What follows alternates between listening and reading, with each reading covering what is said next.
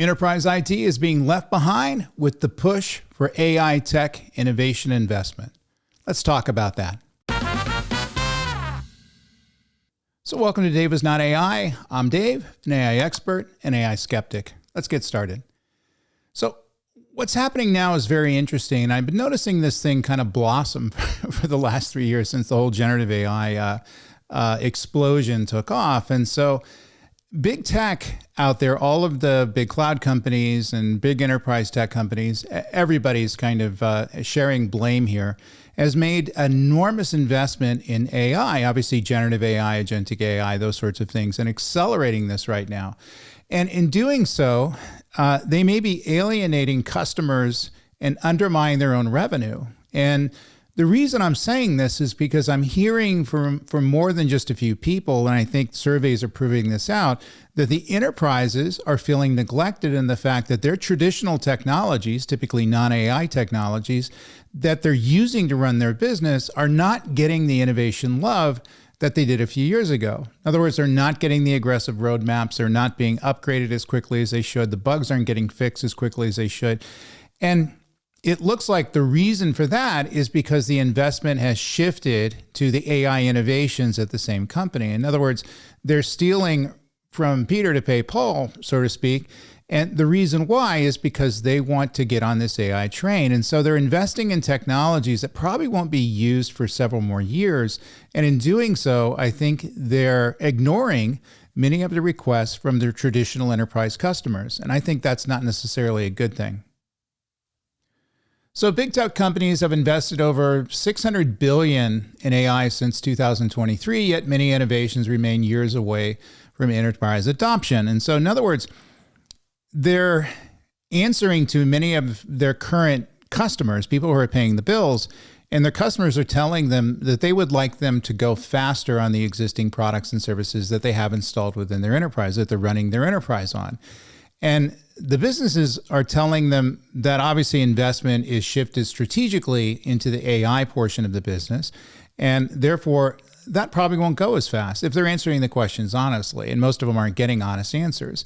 So in many cases, many of my clients are calling their tech providers and complaining about the fact that they don't feel that they're getting the attention that they need with their traditional products. And many of the traditional products are falling by the wayside and falling behind in terms of innovation.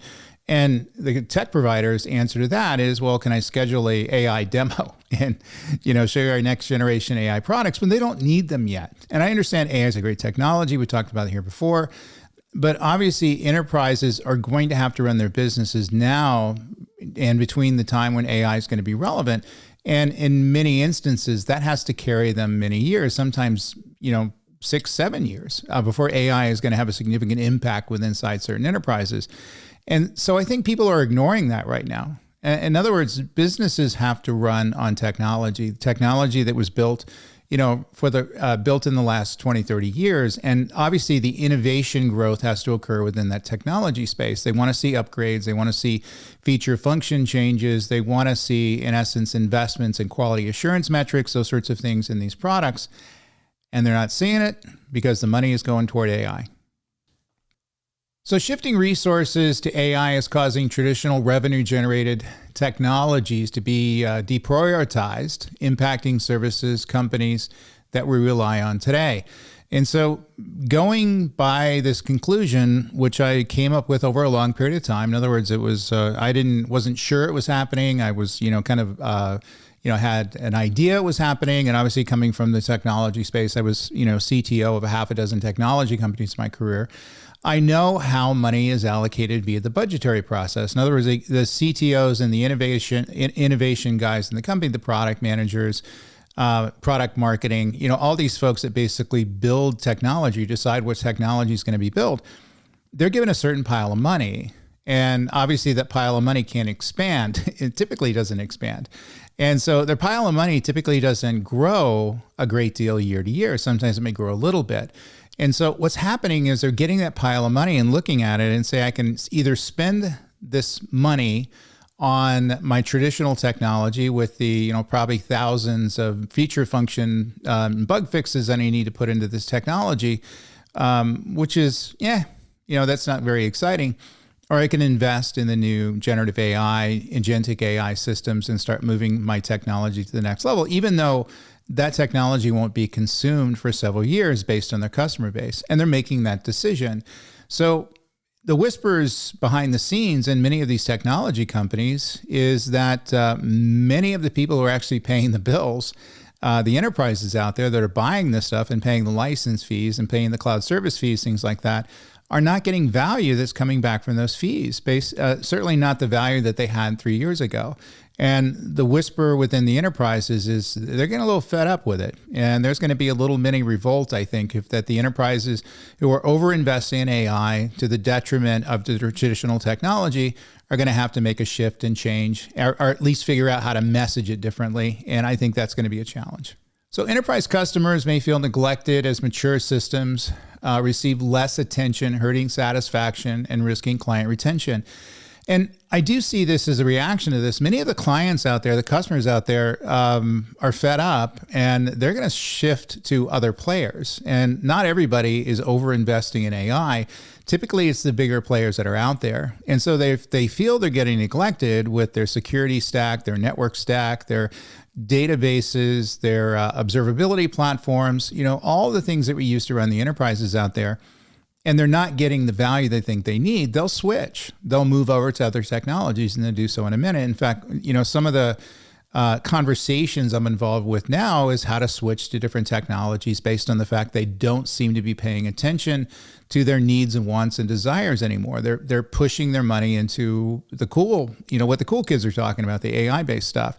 And so we may see some of these companies get in trouble because they neglect their existing customer base to such an extreme that they end up losing sales and their revenue goes away. So if their revenue goes away, they're not going to have any money, whether it's to run the business or to invest in AI. And I think that some companies are going to get in that trouble because they're making strategic decisions that I think are just foolish. So AI adoption at scale is slow, especially in regulated industries, creating a gap between investment timelines and return on investment expectations. And I think that is something that the industry, quite frankly, doesn't understand. Many technology companies are contacting me, influencer analyst, stuff that I do, and asking me about the fact that they're not seeing the uptake of AI based on what they expected. Obviously, generative AI arriving on the scenes back in 2022 was a huge explosion in innovation, but that's kind of baked into the pie these days. And many of the enterprises know that AI is there, and they're able to make functional use of it within their own time frame, but it's something they can't rush into. They don't have the money, they don't have the technology, they don't have the talent within these organizations yet. They don't know the pathway in terms of how to get from their current state into their future state with AI.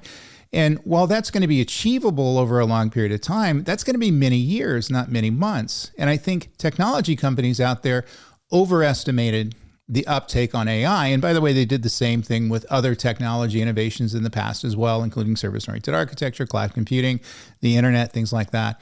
So basically, the enterprises are moving at about 25 to 30 miles an hour, and the enterprises out there, the enterprise technology providers, want them to move at 60 miles an hour. That's just not going to happen. There's an impedance mismatch there, and certainly a mismatch in the amount of investments that's going into technologies that no one's ready to adopt.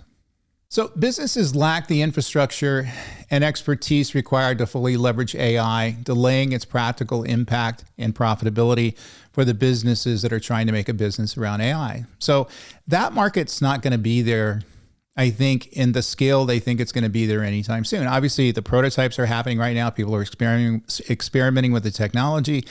But as we talked about earlier, it's going to take these enterprises years before they're able to get the resources, able to get the talent, able to get the infrastructure, all the things they need to make AI valuable to the business. And that's something that's going to be very expensive. So as we talked about here before, AI systems are typically going to be 5 to 10 times that of a traditional system, doing the same thing. And there's a reason to do it. There's a reason to use AI. I'm not pushing back against AI. But the fact of the matter is, if those resources aren't there, the talent's not there, it's going to be some time before people are going to be able to, pull the green, hit the green light for AI to come into their enterprise. And so I think the tech companies out there are probably a little delusional in the fact that the speed that the adoption is going to occur, and they're going to find out. So overinvestment in AI could destabilize revenue streams and open market space for competitors to address neglected tech needs. And I do see that as an advantage out there that some of the smaller, more, traditionally driven, technology providers may be taking advantage of. They see weakness in the space where the large cloud providers, certainly the hyperscalers out there, and certainly the big, massive multi-trillion-dollar companies that they believe are overinvesting in AI and underinvesting in the traditional technology that they see as the value, are just going to end up finding somebody else. And it's fairly easy to switch. We can go to other databases, other networking systems, other observability systems, what have you, in a very short period of time. And if they feel that they're not getting the value from the money from a particular technology provider, they're going to be gone. So what does this all mean? Well, big tech must balance innovation with maintaining existing services to avoid alienating customers and jeopardizing long-term trust. Can't state that enough. And obviously, if you're watching this video, you're going to be, well, yeah, duh. That's something they should know. Well, many of them do know that, but they're not practicing what they preach. The money and the dollars is flowing toward the AI innovation because they want it to flow to the AI innovation. It's the cool stuff. And they want to do stuff that's fairly trendy. And obviously, if you're an executive at one of these companies, you want to be known as an innovator in the space and, put out the press releases, have the tech press follow you.